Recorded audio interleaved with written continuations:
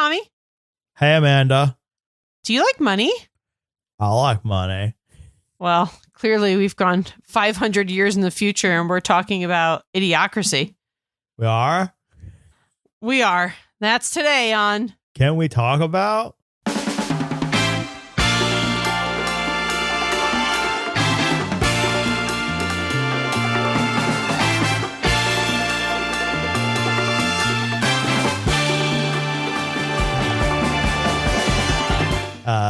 How are you doing? I forgot how we start these shows. It's been a while. It's been a while. Yeah. But welcome back. We're officially in season 3.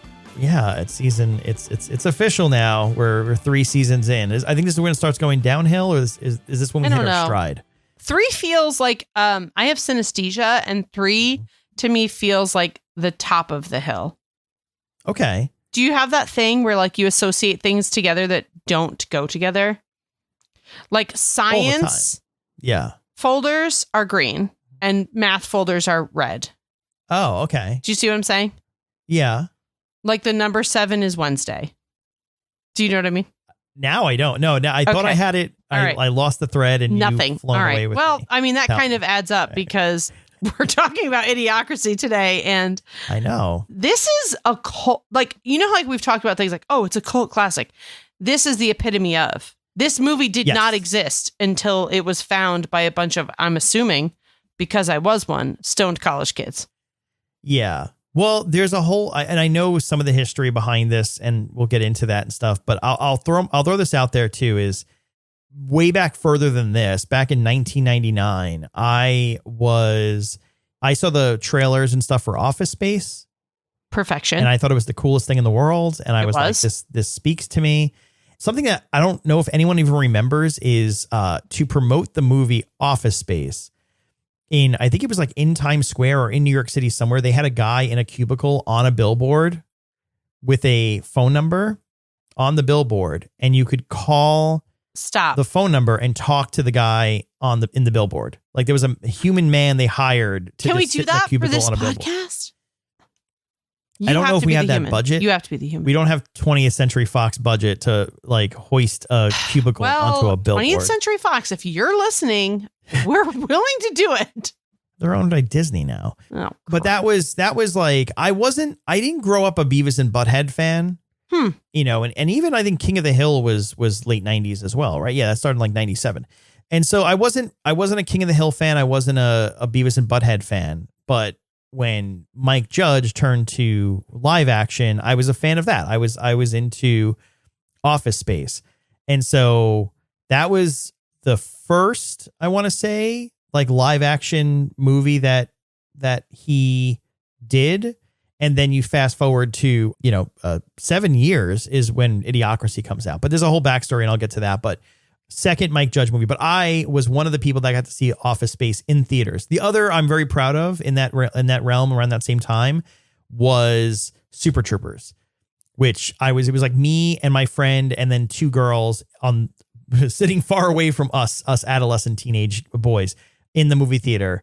It was 4 people in the theater. I was going to say pulling 2 girls. Good for you. No, that's definitely not. I wish. Yeah. But Idiocracy flew under my radar, or over my radar, under my radar. Yeah, under. Flew under the radar.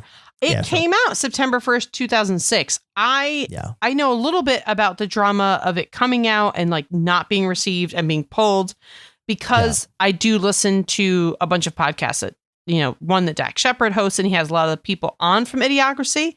And he says they loved making this. Like this is one of those movies that everyone on it loved making. And the fact that it wasn't, it's not just that it wasn't received well, it just was not received because it was not put out, is hilarious to me because it took a few years. I think it was probably 2007 or 2008. I was like every other at my friend's dorm. She got to go away to college. I did not. Mm-hmm. And of course, the boys were like, you guys want to smoke and watch Idiocracy? And I was like, yeah, of course we do. Yeah. And that was the first time I saw it. Did not take it in. Like, did not know what I was watching. Laughed at the parts you're supposed to laugh at. Mm-hmm. A few years later, probably like 2010, 2011. I rewatched it because it became one of those things. Now it's got a following, right? So now it's being pushed to like, I want to say it was FX used to show it like a late Saturday, like not primetime viewing, but like the 4 o'clock to 6 o'clock slot where like nobody's watching right, TV. Yeah. And that's where I watched it. Like, and I was like, this is good. And now it's a documentary. So yeah. Well, and for those that don't know the movie, right, just to go over this really quickly, is you have U.S. Army. He's not even a soldier. He's right? a librarian. He's a librarian for the U.S. Army. Joe Bowers. He gets sucked into doing this experiment, which is like essentially like like freezing people. Is that the best suspended animation? Suspended animation. Goes into the program. He's supposed to be like what for like 1 year is what it originally is. I forgot that part of the plot. Gets much worse with his prostitute. Yeah. Not a word we use now. Yeah. A word they used then. Yeah. Played by Maya Rudolph.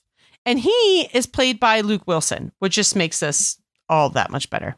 Well, and I'll read what it says here. It says, lacking a suitable female candidate, the military hires a prostitute. Anyway, they go into suspended animation. It's only supposed to happen over like the course of like a year or something. I forget what it is.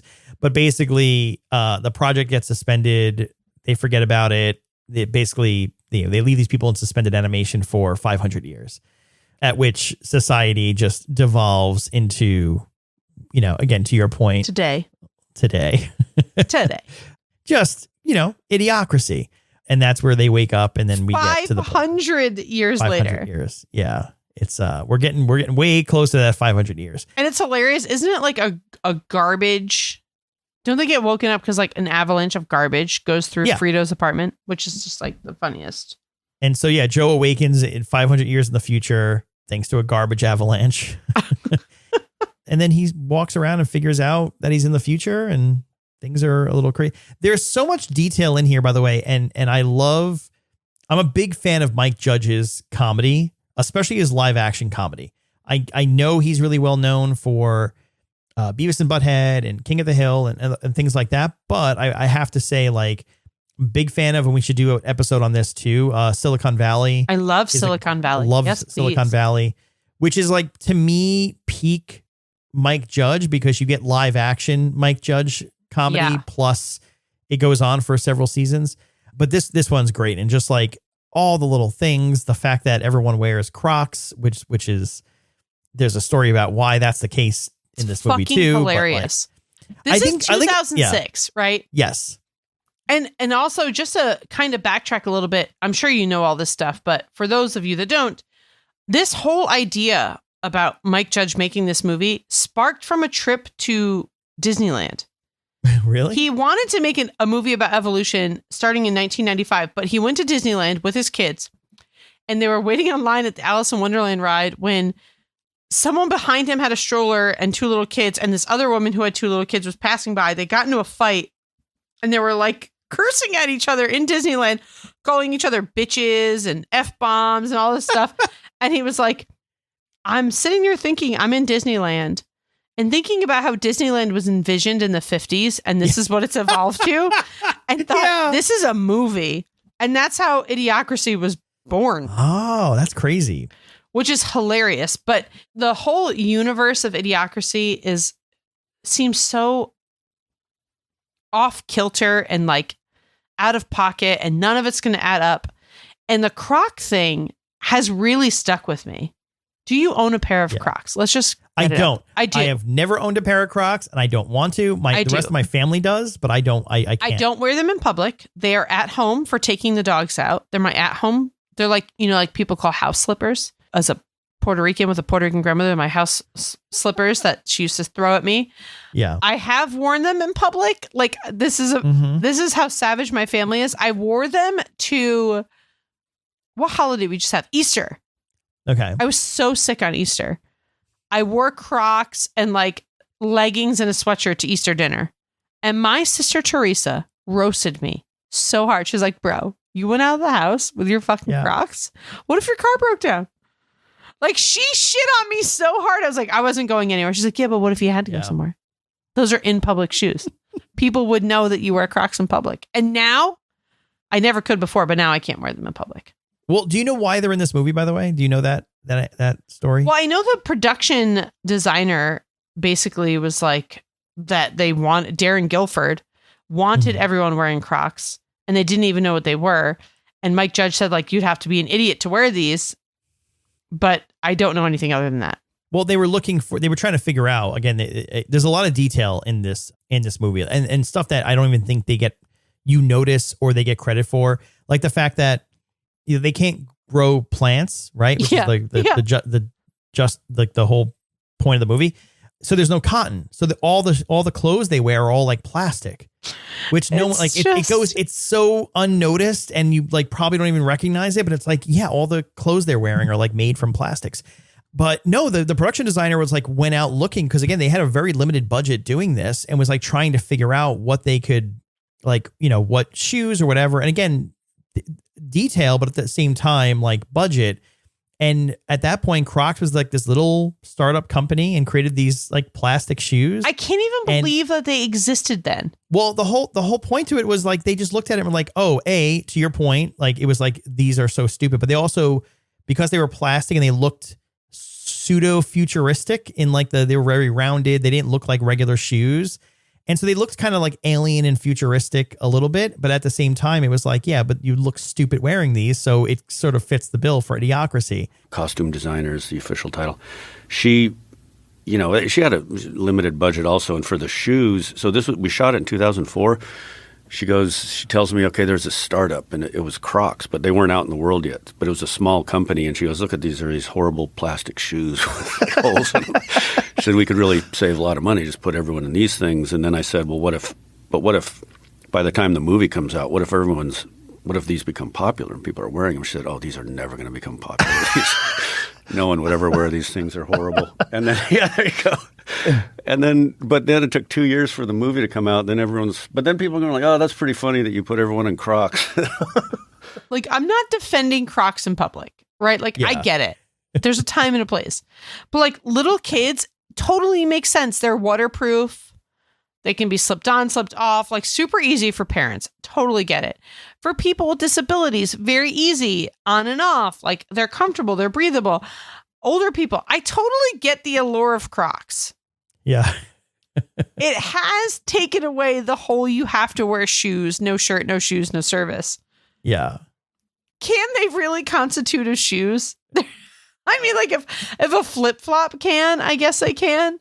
Yeah. But like also speaking to the elements of this movie that were super, super nuanced that I don't think people realize is I've watched this not too long ago. I didn't rewatch it for this, but the logos in this movie are like so ridiculous. It's like, I love it. It's like fucking NASCAR and Japanese animation vomited on it. Yeah. And I read something that Carlton Cigarettes and Walmart are the only two companies that said no to having your logos in the movie. Everybody else was like, fuck yeah, let's do it. Yeah, yeah. Which, and all the stores like Starbucks, Costco, all these like have sort of evolved over time with one exception. H&R like Block. H&R Block. It's so funny. Yeah, it's just there's so much little detail, and I get it. That's what I love. And again, I'm fully crediting Mike Judge on this. Like for instance, when Luke Wilson's character gets arrested, the reason the reason he was like wanted, that they arrested him. I don't remember. Is just for being a dick. that was warrant out for his arrest. For and if you look at the IMDb for the characters, which I have pulled up right now, and it's like Owen Wilson. Mm-hmm. Retired Army librarian, future president of the United States. Dak Shepard, Frito, future vice president of the United States. Like, I think that when they made this movie, they're like, this is so fucking stupid. Like, nobody's going to watch this. It made $177,000 its opening weekend. That's not great. To its credit, it didn't. I don't even think it got like an actual full release. No. Like, I think it got its like, which they'll do sometimes. If a studio wants to bury a movie, there's like if it's supposed to be a theatrical release, they'll like quote unquote technically wink wink release it theatrically, which is like like New York and LA, they'll release it in like one theater in each city and then call it a day. Which is something they used to do years ago. This whole like They did not even release it in New York or San Francisco, and they only released it in 130 theaters. Yeah. Not New York, San Francisco, or LA, which is makes sense. Awful. Yeah. Do you love Justin Long's role in the movie? I mean, everyone is, I think the real sleeper here in this whole movie, like, don't get me wrong, Dax Shepard as Frito is like iconic. And people come up to him all the time because I do listen to some episodes of his podcast. Yeah. And he says, I have done so much in my career. And I used to always think I'm only going to be remembered from Punk'd. And I was so worried about it. Now people come up to me and they say, go ahead, Tom. I like money. I guess I got to put something in my mouth. I got to put a stick in my mouth. I like money. I like money. Yeah. Yeah. Or wait, you know what the other one is, right? Good. Go away, I'm baiting. Go away, baiting. Yeah. That's the other one. And he's like, people recognize me now more for Frito, appreciate me more for Frito than any other character. Yeah. It's so good. But also Terry Crews. He had to audition 9 times for that role. Really? I mean, he is that guy. They almost didn't give it to him. Who else was in contention for President Camacho? President Camacho. And you want to know what's so crazy, though, is he is like who Terry Crews is actually like a very emotional man. He's like very in tune with his emotions, talks about his sex addiction, his porn addiction. And like the fact that he is this person, it all adds up. I love the fact that his name, right? Frito, Beef Supreme, they're all names of like products and foods and companies. Like their brand names. Like in the future, I wish there were more, right? I would like tried looking at IMDb to see if there were more, but there's not, right? Not a lot of people get names in this. Luke Wilson is listed as Joe Bowers / not sure. Yeah, not sure. And what's his name? Brad Jordan is Upgrade. Upgrade. Yeah, that's the pimp. Which I love that. I love that whole subplot too, that Rita, Maya Rudolph's character, is like still in the future, 500 years in the future, trying like afraid of her pimp. Just like what if that he wants his money, so he clearly froze himself 500 years into the future to make sure he got his money from it. So I'm kind of sad about it though, because I forget what movie also released this weekend, because I did listen to the Maya Rudolph episode of Dax Shepard's podcast. It just came out like a couple weeks ago. Yeah. And they talk about how like they became absolute best friends on this movie. Yeah. But there's another movie that was released around that same time that just like kind of buried this. And like you had said, like the production studios were kind of already burying this. I'm like, we'll push it to theatrical release. But before you continue, there's a rumor that part of the reason it was buried was simply because they went after a lot of products and they went after a lot of like they were making fun of Carl's Jr. They were making fun of Costco. They were making fun of all these like corporate brands that, you know, the other parts of 20th Century Fox are still trying to get to like spend money with them. Not to mention the fact that they go after Fox News also. Which is incredible. Yes. Yeah. Again, documentary. Yes. It's a straight up documentary. Well, one of my favorite things of this movie, like just to bring it back, which I don't think a lot of people have seen, is the movie poster. Yeah. It is that classic Da Vinci. I think it's Da Vinci, right?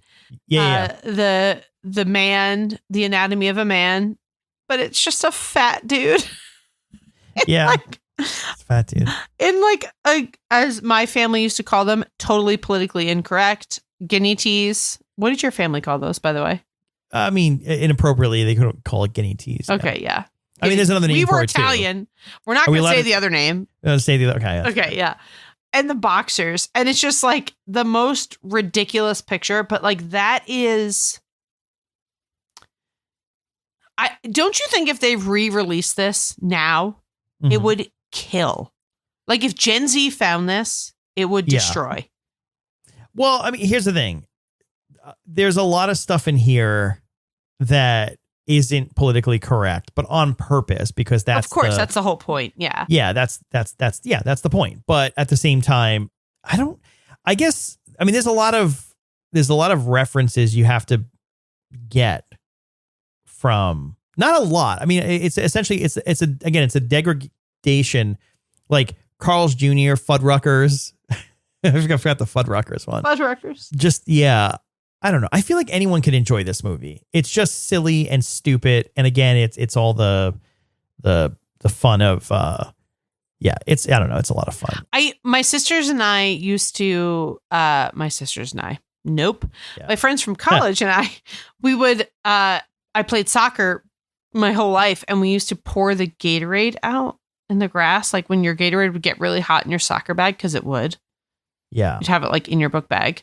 And then you'd go to drink it and be like scorching hot. And I'd pour it out and be like, just water in the crops. Just water in the crops, Jojo. Just water in the crops.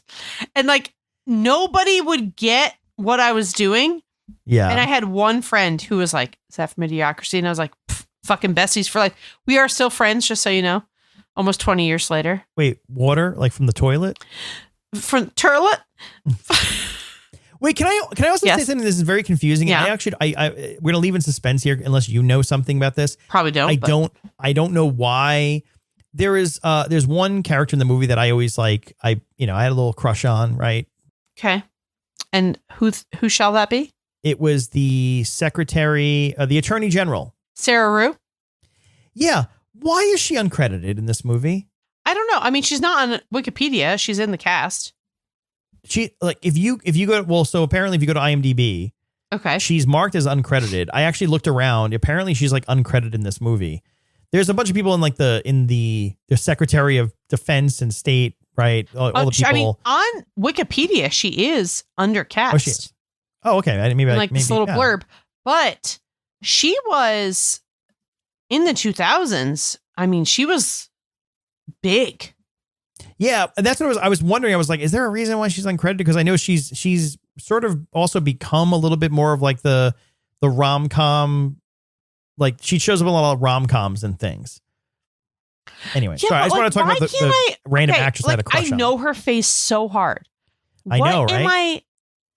What am I? Okay, I know she's Less in the Than Perfect. There's that sitcom in like the ABC sitcom. Popular. No, it's Popular. I fucking loved that show. What was Popular? Oh my God. It was like a what's her name? Leslie Bibb was in it. Mm-hmm. And it was a high school show where these was it a WB teenage show? Girls. Yeah, there were two teenage girls who were like fighting for their popularity, and I fucking loved it. Carly Pope. Oh God, what happened to her? She was so popular then too. Yeah. This is what happens, guys. Yeah. Tom and I just go down rabbit holes of who are you? Where did you go? But okay, Sarah Rue, she was very big then. And she's in The Witches of Eastwick. Yeah, I know she did a lot of like Hallmark Channel kind of stuff. So I was like, when I saw she was like uncredited here, I was like, did she like want her name taken off this thing? Like, what happened here? Wait, she's in Pearl Harbor. Really? And she was in The Ring. Yeah, she's in Pearl Harbor.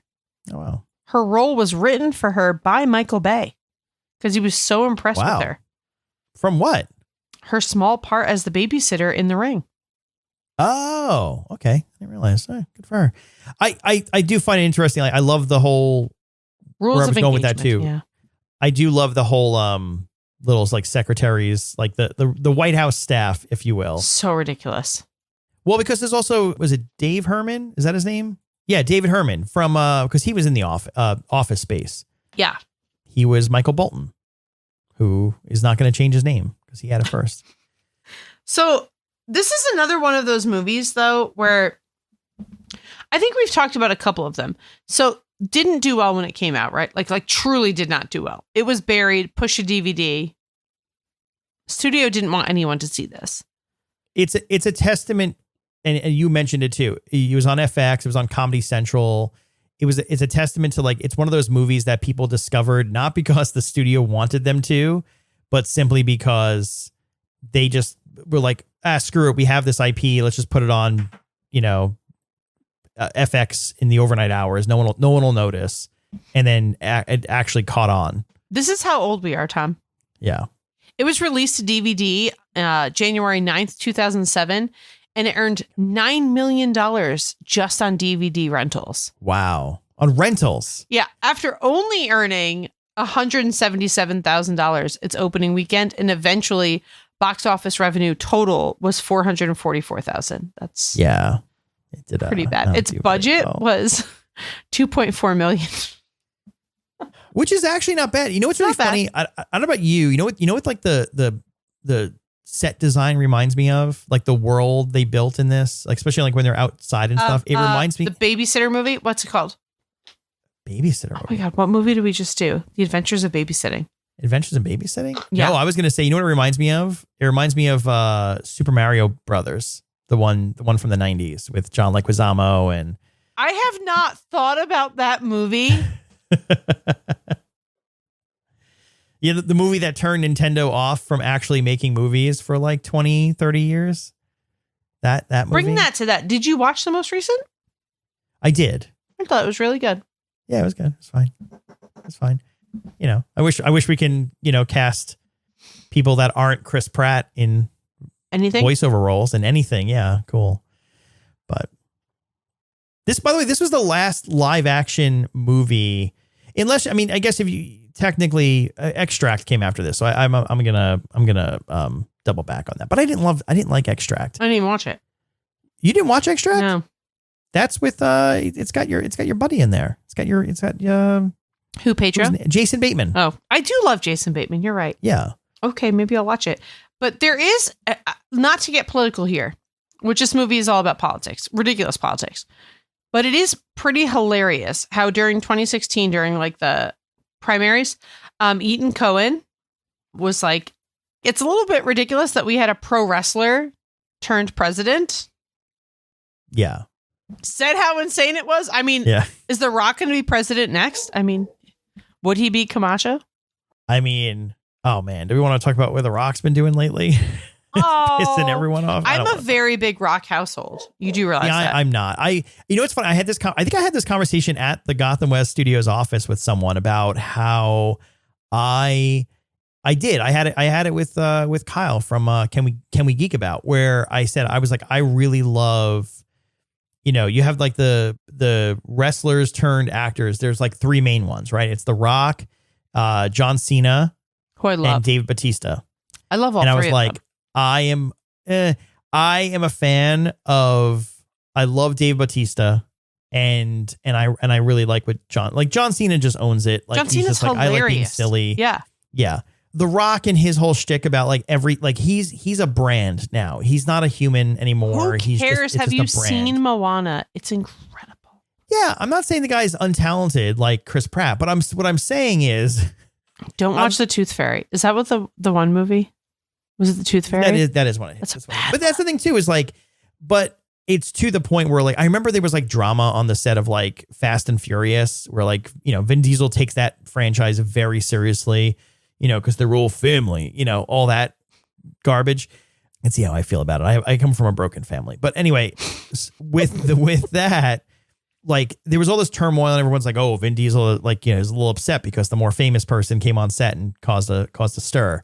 And then after that, I was like, oh, no. Everything more things came out, allegedly, it's like, oh, no. The Rock was the problem. Mm-hmm. In fact, like, there was like Black Adam, which came out last year, which didn't do very well. And there was like things he was supposed to record. Like there was supposed to be like an end credit scene recorded for another movie as Black Adam. And he refused to do it.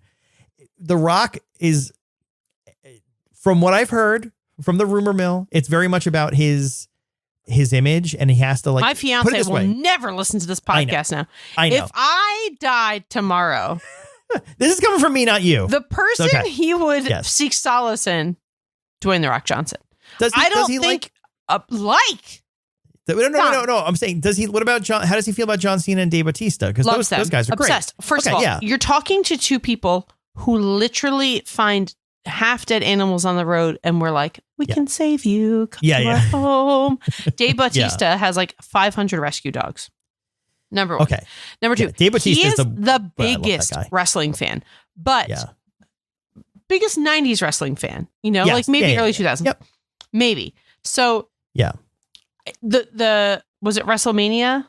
Or was it Raw? I don't know. Whatever just happened, that was like the big deal. Oh, I think it was WrestleMania. Because is that the way? to be clear, that's the one where The Rock, to promote He's a bad guy. Went on some cable news channel. Okay, we didn't see that, but we watched it. And so he was the bad guy. And then The Undertaker came out. It was such a big deal. And he was telling me all about Roddy Piper and how his dad was a wrestler. Like, what an emotional time in our household. Yeah. It was the 3 best days. This poor... What'd you drop? Is that your wedding ring? Yeah, that's fine. I'm telling your wife. Sorry. I'm talking about The Rock and you're throwing wedding rings on the ground. You and Henry are the same. Yeah. But I'm like 98% sure Henry would leave me for The Rock if it was an option. And he's a slight man. He would be destroyed in the pooper.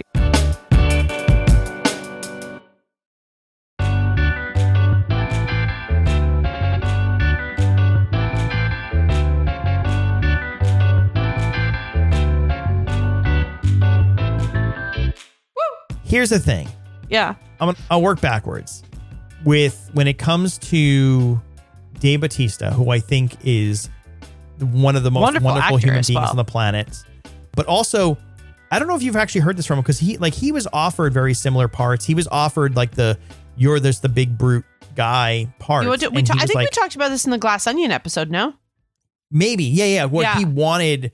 I think that was his whole thing with like I forget the name of the movie, like Cabin in the Woods or whatever the one he did recently. Great with Ron Weasley. Yeah. Is that the one? Yeah. The one I don't know if that's the right one. The one Dave Bautista was in like last year or so. Yeah. It's literally a horror movie about Knock at the Cabin. Knock at the Cabin. Yes. We did watch that. I knew I had it wrong. But, here's the thing. He did Stuber, right? Which was like a, stupid, action comedy thing with Kamali. I can never pronounce his name right. I'm sorry. Kamali Nanjiani. He's from Silicon Valley. I love that guy. He was in that, and that was like the closest he got to doing like a fun studio whatever, right? He also did My Spy, which was felt very much like a successor to the Tooth Fairy movie, right? But when he's done, he did Army of the Dead. He's in Dune. He did Glass Onion. He's talked about how he wants to be a better actor, and he pushes himself and he pushes to be in movies that give him the chance to be an actor and like expand his ability as an actor. And I have such respect for him for that stuff. Same. Like, I agree. Okay. Then you have John Cena, who's who found that he's a funny guy and he can do action, but he can do comedy, which like the stuff he's doing with the Peacemaker is very much in that realm. Mm-hmm. I think the director from Guardians of the Galaxy, James Gunn, is apparently found 2 different people in his universe that he's been able to like take like former wrestler turned actor and find some good people. But then there's The Rock, who won't sign on to a movie unless he literally plays the character. Now, by the way, to be clear, and allegedly now, The Rock from like early 2000s when he was getting into acting, very different person, was doing all kinds of different roles. The Rock from now, allegedly, like will only sign on to certain movies if he's playing a very specific crafted version of the character that matches the brand that is The Rock. Okay. He is building a brand. And so that's where I'm like, all right. I mean, I get it. I love Jungle Cruise. It was a lovely movie. I don't know. Oh, you're the one. It was fantastic. We watched it. John Cena, I've listened to a bunch of interviews with him recently. I don't know why. Maybe because he's promoting Peacemaker. I don't know. Yeah. But he is very transparent about everything that he's done. And it's just like, I'm not a good actor. I shouldn't be a good actor. Yeah. But don't you love that? Be like Ricky Stenicki, I think is what he's out promoting. And he's that Netflix movie. And he's like, I'm a fucking disgusting mess who's trying to get it together. What could be said of somebody coming from a wrestling career trying to get it together? And I just respect the shit. I mean, I guess The Rock did it in the beginning, but I do respect the shit out of the fact that John Cena's never tried to hide the fact that he's a wrestler first. And to be said, John Cena has granted more single Make-A-Wishes I've heard this. Any single person in the world. Every single time he is asked, he has said yes. Yeah. Yep. I love that. Is, to me, one of the most beautiful like what and when he talks about it, it's not like I had to do this. It was I was granted the privilege of this. Yeah. Which is just, I mean, make me fucking sob into my hello. Panties is wet now. The only thing that John Cena has ever done where I've been like, all right, but at the same time, I understand the politics and 650, by the way, 650. The only thing he's ever done that I've been like, was he said something in some interview somewhere where he basically said, what was it? Is it Taiwan? Which is the one that's the disputed?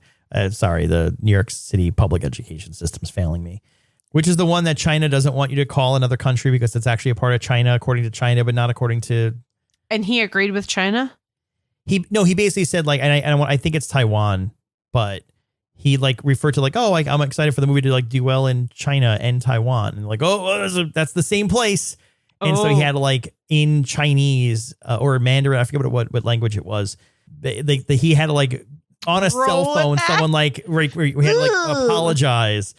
And again, it was because whatever movie he was promoting was getting released there, and so clearly the studio's like, hey man, you shouldn't have said that. Can you fix this before it becomes like an international incident?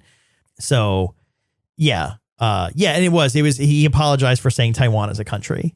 Okay, that's pretty dark. But here's the thing, and again, it's not his fault, right? Because, and this was when I think he was promoting Fast and the Furious, which I didn't even realize he was in. How many wrestlers can you get into that franchise? I don't know. But literally, I think, is this the line here? I think this is literally the line he said. Taiwan is the first country to watch Fast and Furious 9. That one line forced him to have to give a video apology. Oh, shit. Yeah, because otherwise the movie would suddenly be banned in another country. I have respect for him doing that. And here's the thing: so people gave him shit for it, but that's where I was like, all right, look, I get it. I don't agree with the whole we shouldn't have, like, Taiwan's a country, sue me.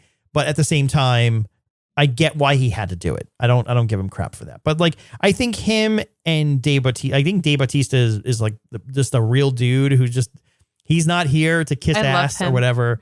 I remember when they fired James Gunn from Guardians of the Galaxy, like he was the guy who got the rest of the cast together, except for one exception, to write a letter and basically be like, yeah, we stand behind James Gunn, and I'm not doing the movie unless James Gunn is can we make a new podcast just the reasons why we officially now hate Chris Pratt?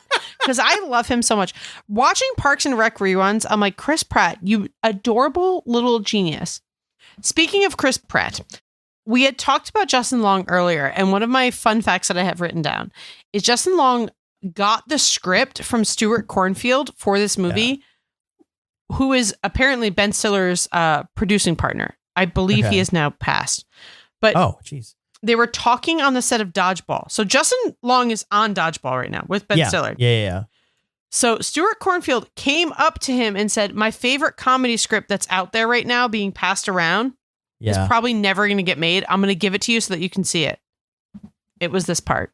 Because this script had been going around for a while, right? I mean, I heard that. Yeah. Which I kind of love that. And also, President Camacho was not originally in the script. They had an AI president.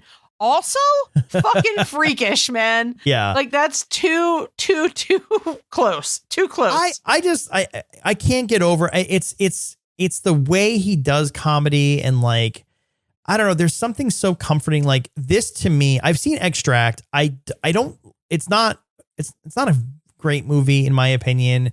It's very different, but maybe I have to give it another shot. It's been a while since I've seen it. And I think you should see it because it's got Jason Bateman in it. I love Jason Bateman. But I want to say, like, watching this and watching Silicon Valley, like, there's just a way everything is framed and the jokes are sold. And like, with this too, like, you're just laughing. There's not a lot of jokes. The joke is the future is stupid. Yes. Yeah. And it wasn't given a fair shake. So, okay, we're really going to bring it back. If anyone is below the age of 35 listening to this podcast, this is not going to make sense to you. So I'll break it down. Okay. There was a thing called movie phone. Okay. Oh my God. So there was a phone number you would call that was listed in the newspaper for each theater. Mm-hmm. Or you could just call the generic number and then put in where your theater was, and it would tell you what times the movie that you wanted to see was showing. And this was a real pain in the ass for us guys, because we would have to listen to every single movie and every single time that was listed. Well, when this was listed in Movie Phone, it was literally listed as unknown Mike Judge project. And Dax Shepard talks about this on the podcast with Maya Rudolph. He says that like, they called Movie Phone to see what time this was playing wherever he and Maya Rudolph were, because they were going to go see it together. Yeah. And they couldn't get the time because they're like, what the fuck? And then all of a sudden at the end, it was like unknown Mike Judge project. And it was like 2 times. And so they actually sent out posters for the movie that said on them unknown Mike Judge project. This thing was doomed from the start. Yeah. And I mean, I also, did you know that the original name for it was 3001? Because he wanted to play on like the 2001 Space Odyssey. Space Odyssey. And I heard, there was another fake title I heard too. United States of America or something like that. It was like, it was a very stupid title. And he ended up changing it from that because Futurama released the same year and he didn't want it to be like a. Oh, okay. Yeah. Makes sense. Did you know Stephen Root? I love Stephen Root. And I can finally say Stephen Root and people know who I'm talking about now. It's not just Milton from Office Space. He's also uncredited in this, but I finally found another name, like a character name in the movie. He was the judge who sentences, not sure. His name is Judge Hector the Hangman. And then his last name is BMW. Just continuing the fact that everyone's just named after, like they're all brand names. First of all, I love that. Keeps it so simple. Can we just do that in Gotham West, please? BMW. I would love to do that. Also, I just read a fact that makes me think that you are Mike Judge. Are you ready for this fact? Yeah, go ahead. Okay. Production went over $100,000 at one point during filming because Mike Judge hated budget meetings so much, they made him so uncomfortable that he was willing to pay out of pocket just to keep it going and to keep everyone happy. Folks, I'd like to introduce you to Tommy West. Yeah. Is that my MO at Gotham West? 100% that is you. Yeah. It's happened a few times, you know. And this is also, I mean, shout out to your brother-in-law, Matt. This was filmed in Austin, Texas. Was it really? Yeah, it was. And they did that so that the director could stay close to his family. He wanted to be Mike Judge. Mike Judge also directed this. Okay. Yes. He wanted to be more closer to his fam, which is adorable. Which he's got to love. Like Mike Judge, I don't know if he's still in Austin, Texas, but he's got to love the fact that Idiocracy / Silicon Valley has essentially followed him down to Austin, Texas. They almost made anti-Trump ads during the 2012 election. They did. No, they actually did. Oh, they did. I shouldn't say. Wait, let me rephrase that. They made President Camacho ads that were sort of mocking Trump. So, if you were to write a book about your amazing life, what would be the title? See Camacho Run. It's a picture book. See Camacho Run. It'd be pictures of me, like whooping ass and just kicking people in the face and then running through and just dominating and taking people and putting their face in the cage and just smashing it and then dropping them and then becoming the president. That's how it ends. We give it all to the kids and let them just revel in my victory. I remember seeing the videos, so it might have just been like released online or something, but it was President Camacho. It was, what's his name? Terry Crews, coming back as President Camacho. And he was like playing the character about like how you should vote for him or whatever. Well, I have kind of a throwback to my sister and I. So I've mentioned it many times on this podcast, but it's been a hot minute since you guys have listened. So I worked at Outback Steakhouse for so much longer than a normal person does. Yeah. We're talking 14 years longer than a normal person does. Okay. My sister and I, there was a little gym franchise called Planet Fitness. It came to town very close to our workplace. And my sister at the time, she was in nursing school. She and I were like, we're going to sign up for this gym. They were giving us a deal. It was like $10 a month for 2 years if you signed up. All you can tan. At the time, all you can tan. Are you kidding me? Tanning Can you pause you 1 second? They were such a luxury. Yes. Yeah. I don't know if you're going here with this. I don't. Maybe I should shut up. Get embarrassing for me. Okay. What I was going to point out is as you're explaining this and explaining Planet Fitness, and I know Planet Fitness. Oh, the gym that gives people pizza parties? Yes. Yeah. Okay. I was going to say it feels very Idiocracy to me. Of like 100 fucking. We're having a pizza party at the gym. Like 100%. So that is so on theme. But her and I would go there and they would have this drink in their cooler. So this is back when vitamin water was like, if you were healthy, a celebrity, or Paris Hilton, you drank vitamin water, which was straight fucking sugar. But they had vitamin water and this liquid drink called cocaine. It was bright pink. Yeah. And the bottle said, only drink half. If you drink more, please seek medical attention. My sister and I were like, that's what we fucking need.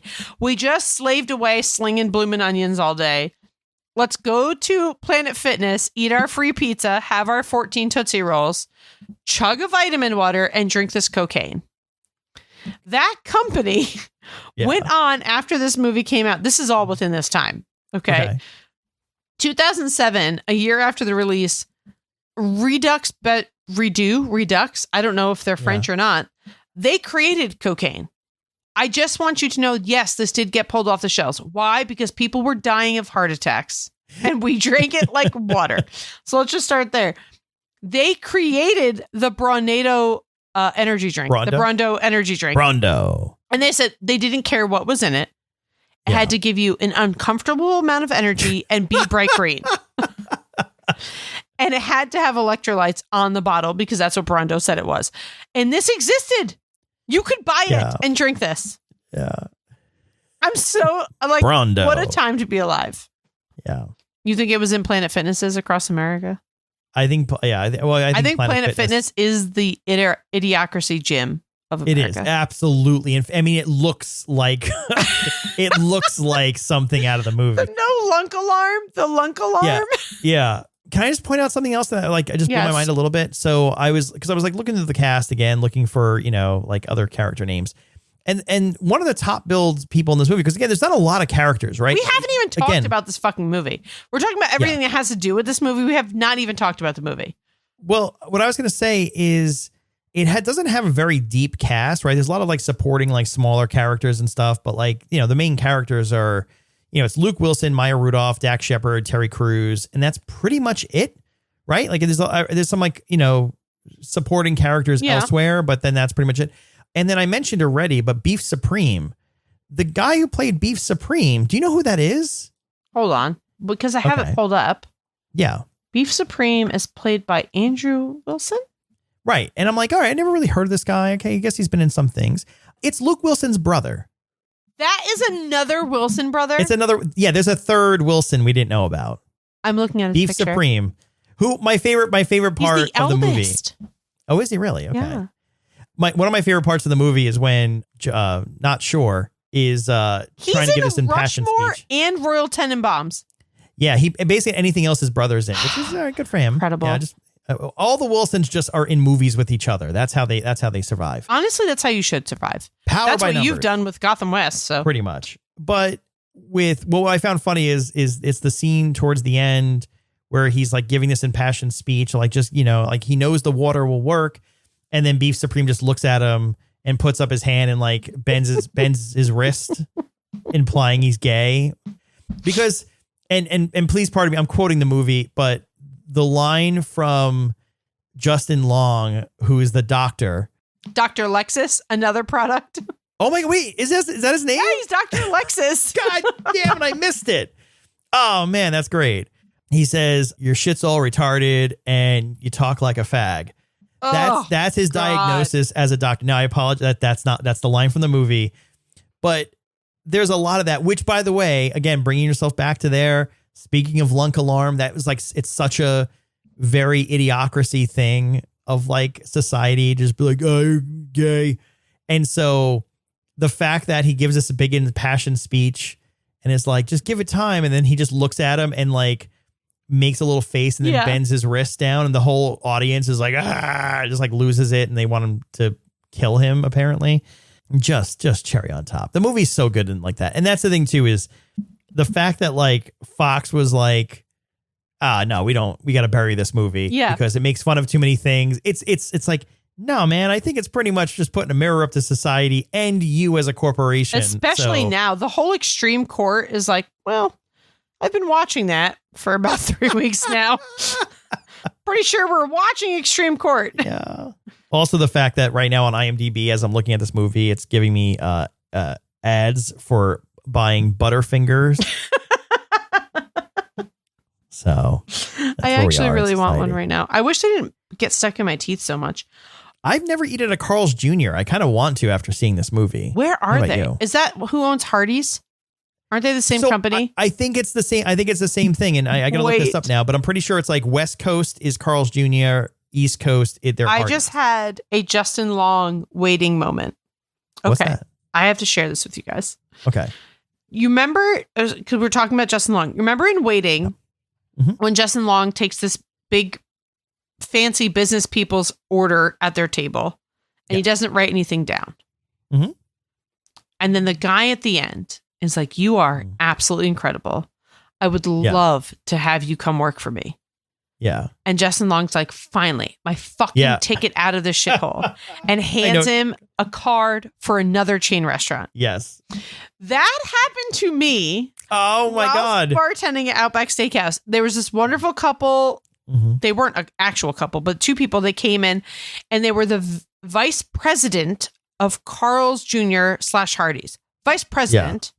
Yeah. And CEO. So like very big deals in the company, right? Yeah. I didn't know what they did. I just knew that they paid with an Amex Black Card, way over tipped me, and were lovely for one full week. Yeah. And like, if you guys haven't guessed, my personality when transferring to bartending equaled a lot of money. Well, at the end of it, she's like, listen, we've talked about this all week. I still don't know what they do, Tom. Okay. I don't know what they do. And she says, we've talked about this all week. You are incredible. I know that you have a family here, and I know that you have like a boyfriend, and you know, you've told us a lot about you, but like, we would be thinking about this the whole plane ride home if we didn't offer you a job. I am thinking, this is my moment. Mm-hmm. This is it. I'm out. Oh no. And they hand me a card. She was like, have you ever thought of management? And I wanted to be like, in my head, I'm like, I am a manager. I am a manager. I've been a manager for 12 years. Yeah. But I just take the card. I don't look at it. And I said, well, I actually am in management here. I have been for a long time. And she's like, you can tell. You were made for this. You're made for management. And I was like, wow. It's like, I've never been so attracted to myself. Yeah. She was like, you are just, we couldn't leave here without offering you this position. Wow, listen, our number is on the card. This is my card. I put his information on it. If you want to manage one of our locations, it's yours. You don't even have to interview. I was like, oh my God, it's happening. I'm going to Google. I've made it. I'm getting the corner office on Wall Street. This is my moment. I like where this is going. And they leave and they walk out and they are so proud of themselves. You know, like they've talked about this. And I'm bartending with my very good friend Doreen at that point. And she's like, where the fuck do they work? Like, that was so annoying. You took forever over there. I'm over here making drinks. Like, you better have gotten the world's best fucking job. And I flip it over. Carl's Jr.'s and Hardee's. Oh my God. They're offering me a management opportunity at one of their wonderful franchise locations. Well, you know what's funny? And given where it was, I was looking this up. They had just opened one in Middletown. I believe it has already closed. Yes. So basically, it was a Hardee's. They decided to try because Carl's Jr. is a West Coast thing. Great. And so they opened Hardee's on the East Coast in the U.S. here. And then there were two locations, both in New York, one right where you were. Yes, that was the one they were opening. Yes. And then they changed it to a Carl's Jr. And it was a Carl's Jr. And then they were like, yeah, no one wants to eat here. And they closed it. So no more Carl's Jr.'s in thanks to you. Had you taken the job, you would have done. That was my Justin Long moment. That was it. That was your moment. Did you follow him back out and like? God, give I the was card so back? embarrassed. And you know what? I shout out to my girl Doreen. She didn't let me live it down. She's like, "Oh, watch out, everybody! The next manager, Carl's Jr. is walking through the bar." Yeah. Wow. Fucking great. I also got the same offer for Crunch Fitness in Scranton, Pennsylvania. Damn. I'm killing it now, did you folks. take that one? No. Clearly, yeah. Tell by my giant ass. I'll never forget. I met me and my friend, and this is like, man, it was like 15 years ago. We went to New York Sports Club downtown in like the financial district in Manhattan, and we went in, and the sales guy for like, he was Norm Macdonald. Like, I was convinced. Yes. He spoke like Norm Macdonald, looked like Norm Macdonald, and was like, yeah, you want to get a gym membership? Yeah. And then he started talking to us about how he lived above a dog bakery. Honestly, very jealous, but continue. But his whole thing, like, we're there, we're like, yeah, we think we want to get a membership so we can, play racquetball and do New York Sports Club things. And he's like, yeah, I moved to New York City and I got a apartment above. I thought it was a bakery, and I go down and I'm like, hey, can I get some baker goods? And they're like, no, this is just for dogs. And the whole time I'm like, your Norm Macdonald is pretty good. It's a younger Norm Macdonald. But like that, the whole time, this guy, and he's like, I don't know if you want to really sign these contracts. He's, like, and like he's supposed to be the sales guy, and he like could care less about selling us on actual memberships. I've been there. And maybe it's because we were like young kids and we're in the financial district, and he's so used to like, finance bros coming in. And he's just like, hey, can you believe that? Who wakes up and says, I'm going to open up a bakery, but just for dogs, that was his whole, not bad, Tom. I gotta be honest with you. But that was it. That was my. Give us some more Frito while you're on a roll here. I gotta stick stuff in my mouth. I gotta stick what was he eating? Was it a straw? I think he was just chewing on a straw the whole time. Chewing a straw, watching Ouch My Balls. Yeah. He does it. If you listen to the Dak Shepard podcast, what's it called? Armchair Expert. Sometimes he does it like they have a fact check at the end of every episode, and he'll do it in the Frito voice where he like records it, and she gets really annoyed with it. His co-host Monica, and I'll be like, "Stay tuned for the fact check where we talk about facts wrong." And she's like, "Stop it!" Oh man, I'm gonna go watch this movie again. That's how good I think I am too. I'm pretty pumped to rewatch it, but. If you haven't watched it, I do just want to say, trigger warning, it feels real. Yeah. I mean, it's silly. It's so silly. It's silly. But here's the thing, and I'll say this again, because I said it before, and now the more I think about it, there's no jokes. No. It's just, you're presented with this world, and Luke Wilson's character is basically the fish out of water, and you're just watching him kind of go to this world. It's great. I love this movie. The comedy of this movie is the ridiculousness of the situations. It's not the comedic timing. It's not any of that. It's just the way that the movie is written, it is perfection. Right. For comedy. Yeah. And like, it's like there's like one skyline scene where like the buildings are tied together so they stop falling down. Yeah.